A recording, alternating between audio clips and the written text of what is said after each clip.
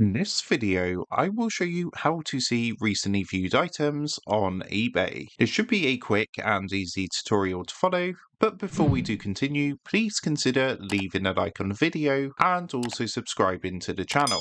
I really do appreciate it. Now, to see your recently viewed items on eBay, what you want to do is, of course, come across to eBay and log into your account. Once you're logged in, come up to the top right hand corner to where it says My eBay to bring up this drop down menu, and on this menu, you're going to see an option for recently viewed. All you need to do is go ahead, give that a click, and it's going to take you to your recently viewed items on eBay. So that is how to see recently viewed items on eBay. With that being said, I hope this quick tutorial did help you out today, and if this did help you out, I would really appreciate it if you was to consider dropping down below the video, leaving a like, and also subscribing to the channel. With that being said, I just want to take a minute to thank you guys for watching this quick tutorial, and I will see you in the next video.